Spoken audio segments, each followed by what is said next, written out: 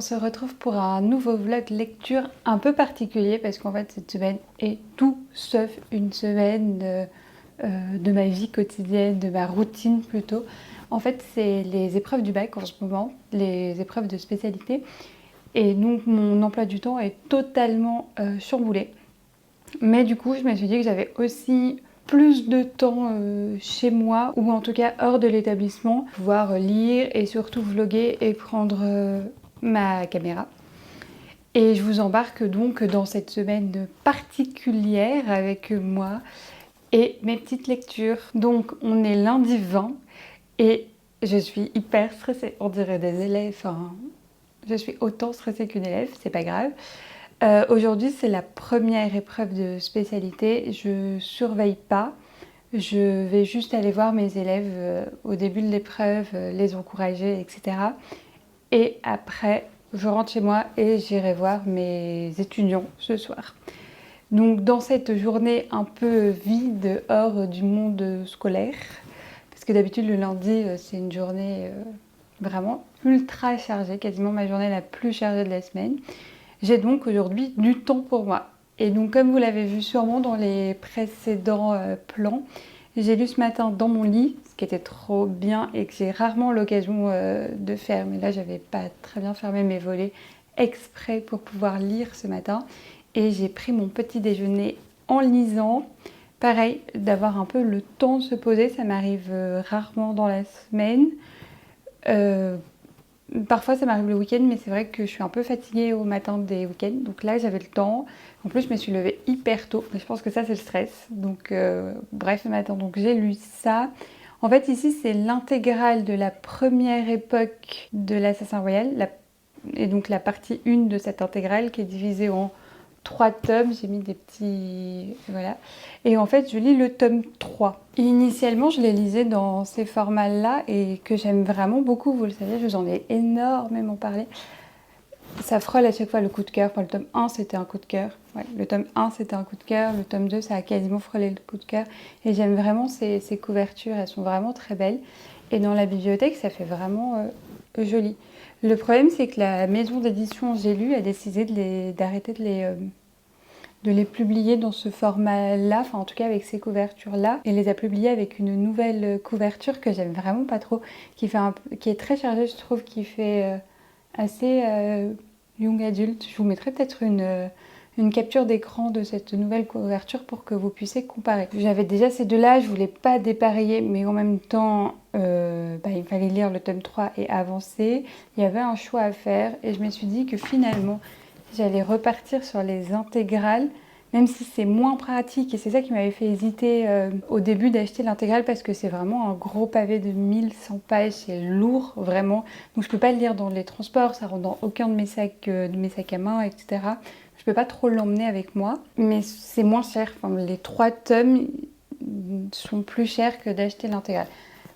Et après maintes hésitations, je me suis dit que je donnerais ces deux-là qui sont en parfait état. Donc ce matin, j'ai lu un chapitre et demi. Je suis trop heureuse de retrouver Fitz, ses petites aventures, etc.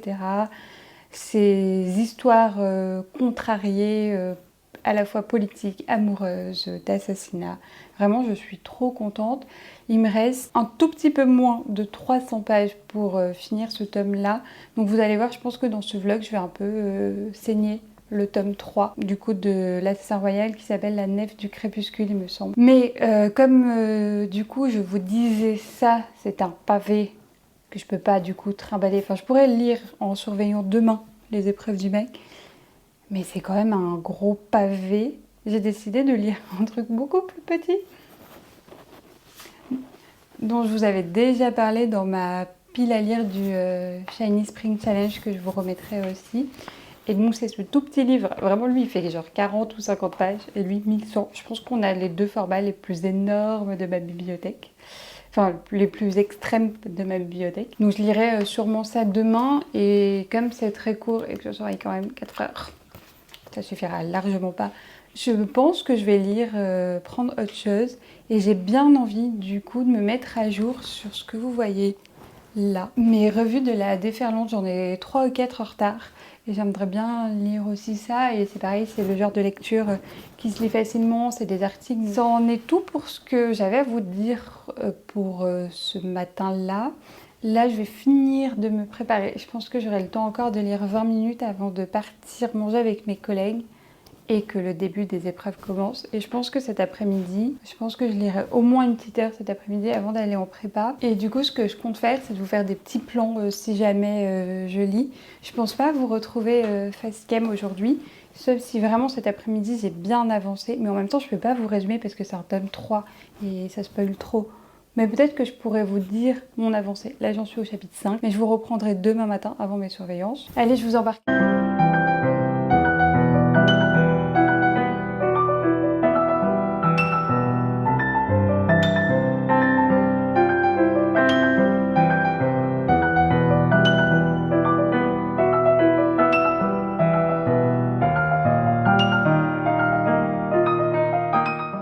On est mardi 21 mars et du coup je vous retrouve pour la suite de ce vlog. Hier je vous ai pas repris parce que j'avais juste 1 heure l'après-midi pour lire et j'en ai profité du coup pour lire.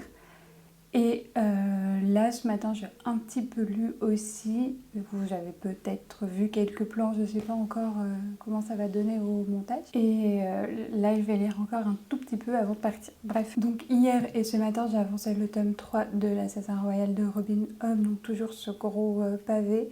Et en fait j'ai plutôt bien avancé. Je sais pas exactement combien j'ai lu de pages, mais j'ai lu bien 3 chapitres il me semble.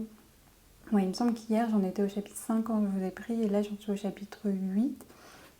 Ce qui fait que j'en suis quasiment à la moitié du livre et il me reste 200 pages.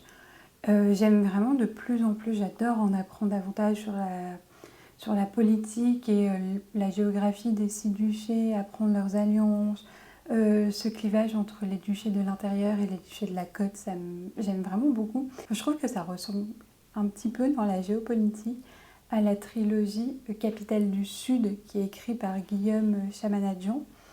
Je crois pas que je vous en avais parlé sur ma chaîne, mais j'ai lu les 2 premiers tomes. Le 3e sort au mois d'avril, il me semble.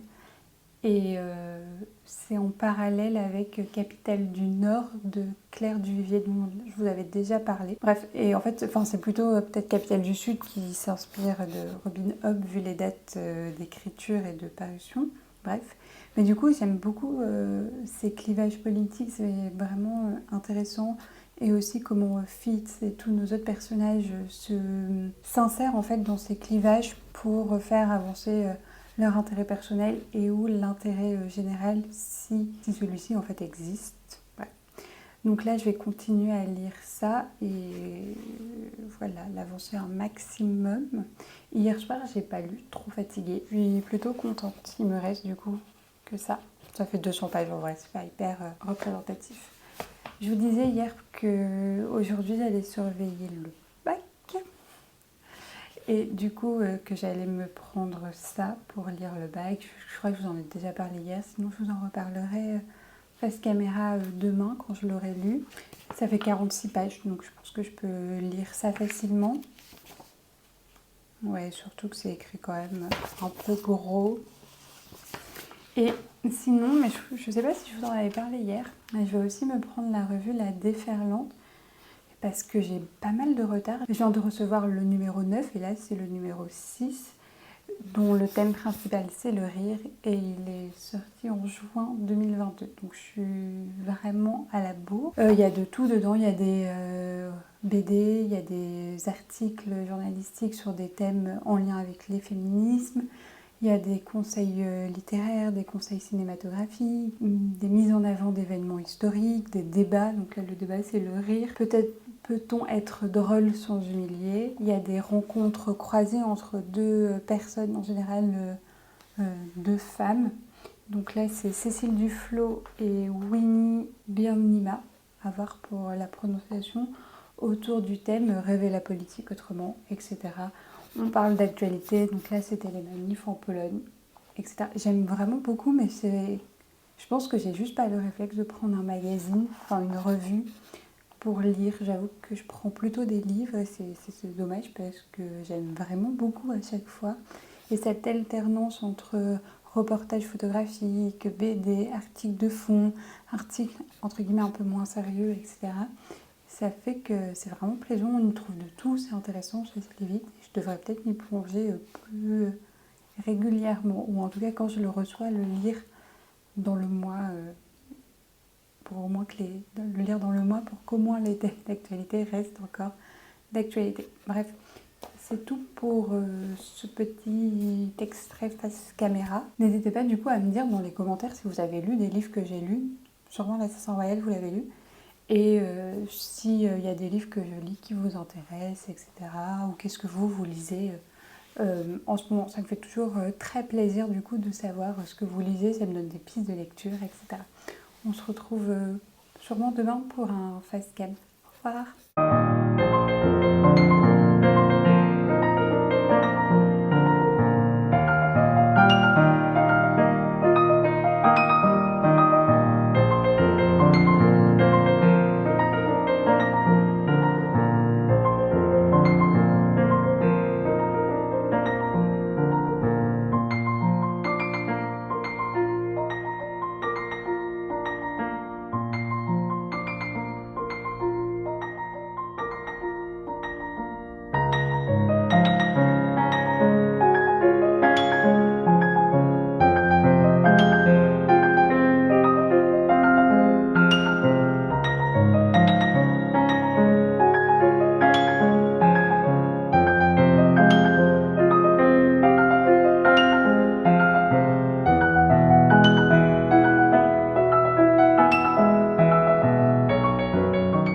Hello, on se retrouve, il est jeudi et je vous ai pas repris face caméra depuis mardi, fin de matinée, dans le plan dans lequel je vous disais que j'allais partir surveiller le bac et que je comptais lire un peu pendant les surveillances.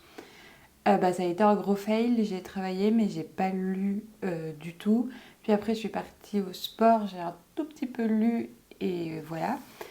Donc mon mardi après-midi, pas de lecture. Mais par contre j'ai pas mal lu quand même mercredi matin. Mardi soir j'avais commencé donc ce livre-là que j'ai continué mercredi matin et que j'ai fini mercredi après-midi, donc je vais vous reparler dans quelques instants. J'ai aussi commencé du coup La mâchoire de Caïn, donc qui est ce livre-là, et genre sacrilège, on a découpé les pages du coup pour commencer le meurtre, enfin commencer à résoudre cette histoire.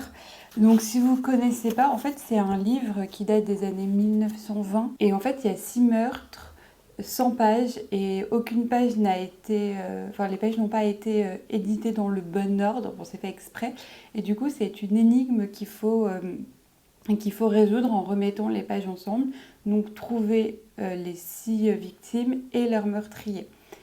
Et il y a des millions de possibilités du coup d'agencement de pages.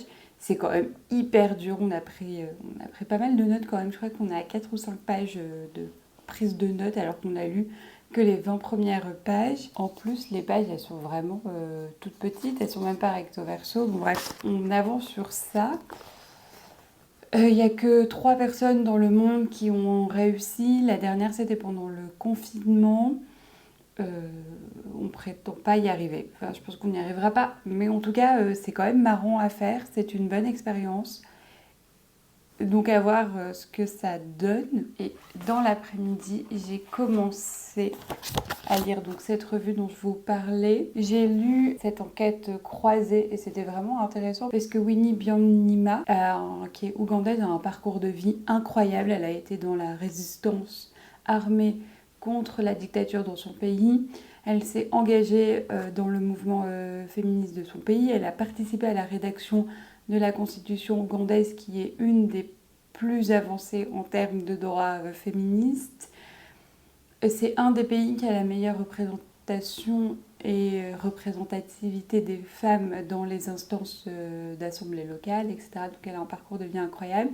Et quand son compagnon d'armes prend le pouvoir et remet en place une dictature en Ouganda, elle lutte, elle est enfermée plusieurs fois, elle va en prison, etc. avant de se retirer de la vie politique nationale. et elle va diriger pendant un temps Oxfam International. Voilà, parcours de vie incroyable, donc ça c'était hyper intéressant. Je suis à la page 26, même si j'ai lu le reportage photo de journalistes et photographes polonaises sur les manifestations contre la loi visant à interdire l'avortement en Pologne, etc. Donc il était au milieu, donc j'ai lu un peu plus que 26 pages, mais c'était pas mal, donc j'ai lu ça hier soir, je vous en reparlerai rapidement. Et donc je vous reparle de ce livre-là, donc Nos corps de Camille Froidevaux-Métairie, qui, donc je vous disais 46 pages, mais je crois que tout ça, je vous l'ai présenté en long, en large, en travers. Donc c'est un peu une version pour moi résumée et ou simplifiée par moments des thèses, enfin des thèses de cette philosophe. Donc en fait, elle part pour commencer du corps qui est un double objet dans le mouvement féministe, qui est un double versant pour les femmes, un versant d'aliénation sous domination patriarcale et un versant de libération. Le corps, c'est un vecteur pour gagner des droits. Donc on pense par exemple au droit à l'avortement, droit à la pilule contraceptive, mais aussi plus récemment lutter contre le tabou qu'est les règles, la ménopause, le postpartum, etc. Et surtout avec un point d'orgue qui a été MeToo et qui a visé à montrer en quoi le corps des femmes était encore contrôlé, donc version d'aliénation, mais en même temps en quoi on pouvait le libérer. Donc ça c'était intéressant, j'ai fait des petites fiches.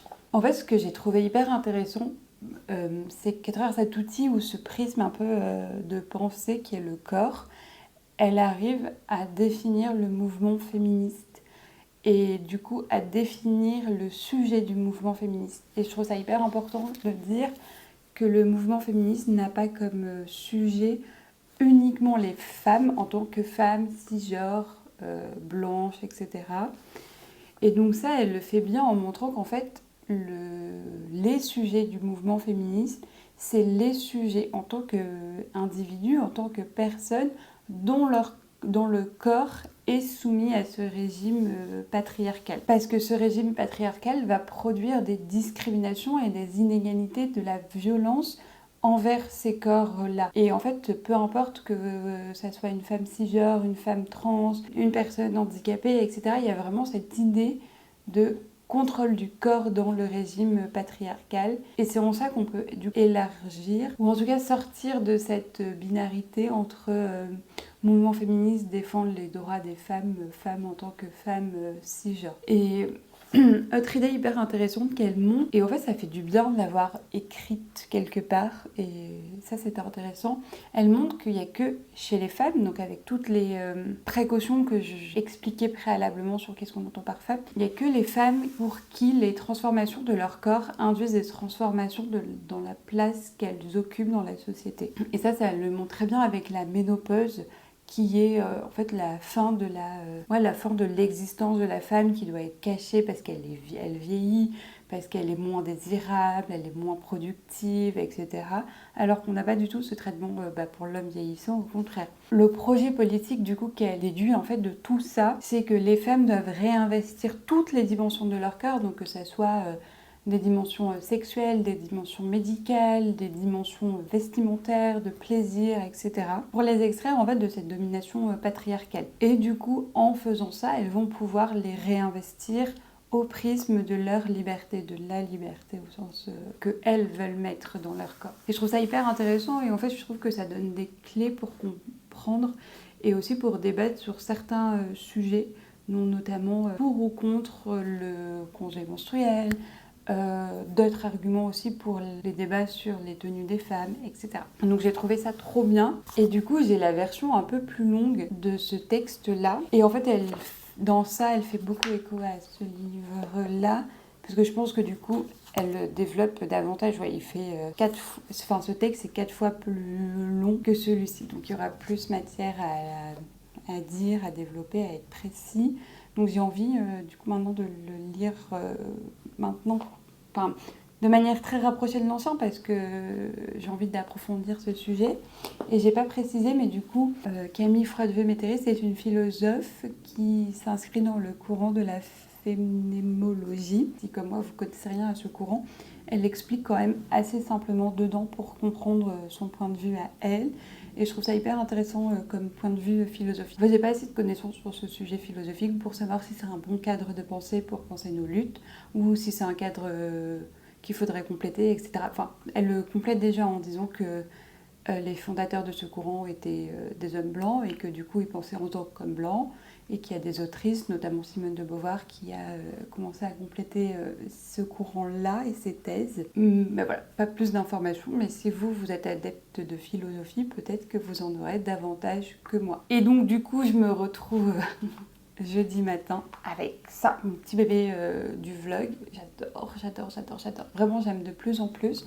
Comme j'ai une mémoire de poisson rouge, je sais pas où j'en étais la dernière fois que je vous ai parlé face cam. Mais là, ce matin, j'ai fini le chapitre 9, donc je suis au chapitre 10 et il me reste que ça. Moins de 200 pages. 1112 pages, 1112, et moi je suis à la page 941. Donc il me reste 170 pages à peu près. J'espère que les comptes sont bons. Donc 170 pages. Donc l'objectif, c'est de le finir demain. Demain, ça serait peut-être jouable. Demain ou samedi après-midi. Parce qu'en fait... Ah oui, mais j'aurais dû vous expliquer ça. Oui, en fait, je vous ai pas expliqué, mais du coup, on est jeudi. Et si je peux vous parler facecam et vous lire autant, c'est parce que je fais grève. Mais demain, j'ai une réunion le matin pour la correction du bac. Et j'aimerais bien commencer à corriger le bac dans l'après-midi, si c'est possible. Et samedi matin, je travaille en prépa. Et j'aimerais bien poster ce vlog-là dimanche matin. Donc samedi soir, je vous ferai un petit récap de qu'est-ce que je compte lire pour dimanche et clôturer ce vlog face cam, on espère. Et donc j'espère en fait avoir fini le tome 3 pour vous en parler, même si je peux pas vous en dire grand chose avant. Avoir avancé ça, parce qu'à la limite cette revue je peux la prendre avec moi dans un tote bag dans le RER, il n'y a pas de problème. Ou alors choisir avec vous ma prochaine lecture. Ça c'était pour le petit programme. Et aujourd'hui, à part de la lecture, j'aimerais bien faire un gâteau. Il faudrait que je travaille. Et j'ai un problème avec ma voiture et il faut que je m'occupe de ça. De toute manière, je vous prends avec moi toute la journée. C'est parti du coup.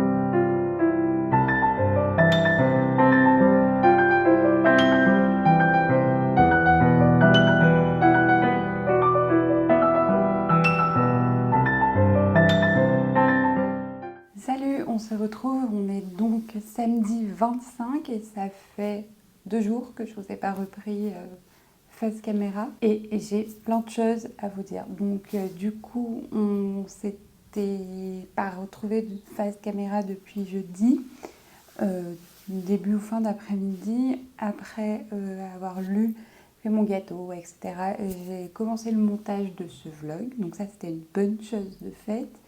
Et vendredi, je vous ai pas repris et il n'y a quasiment pas de plan dans le vlog parce qu'en fait, j'ai bossé une bonne partie de la journée. Je crois que je vous avais dit que j'avais une réunion au matin et après, j'en ai profité pour corriger des copies de bac. Mais dans tout ça, j'ai quand même réussi à lire et à finir.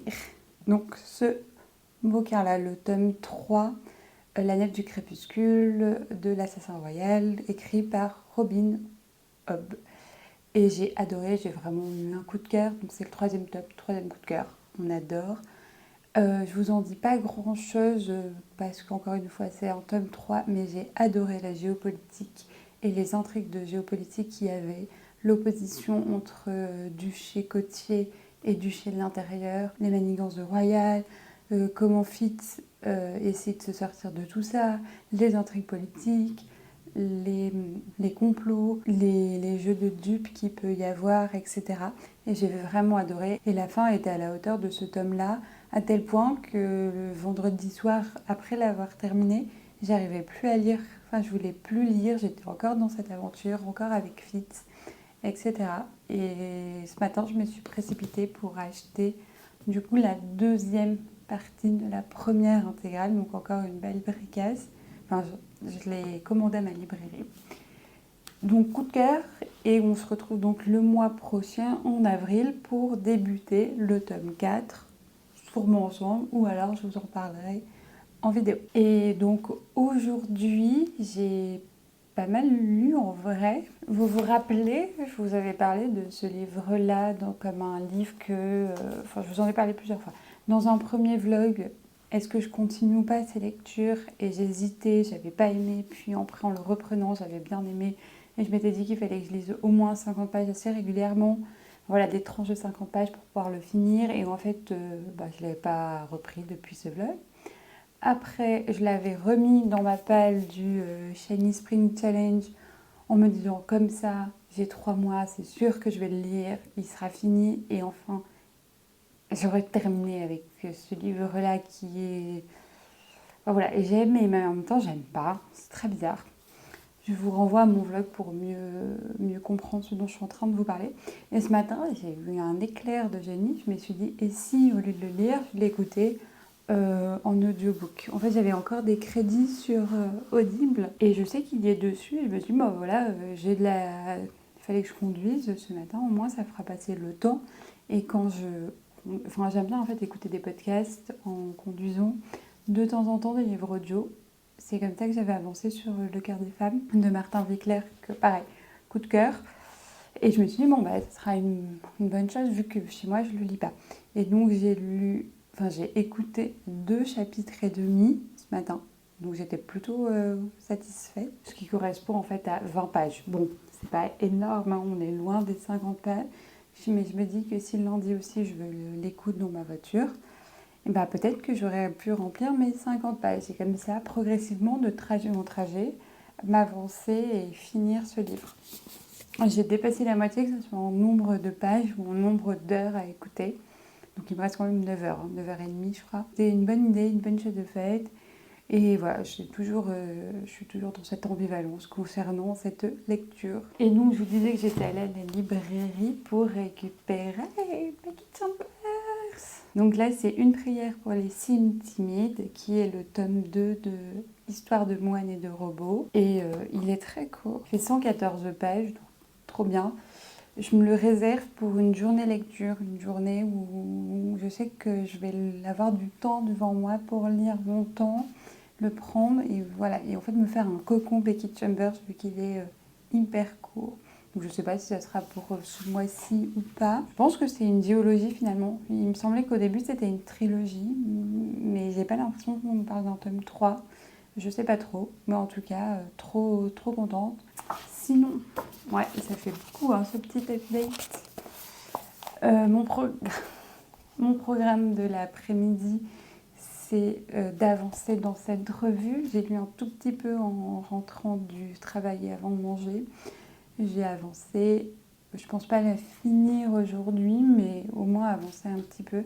J'aimerais bien alterner entre un peu de lecture et un peu d'autres choses que j'ai à faire cet après. Et je vous en reparlerai sûrement dans mon update lecture du mois de mars.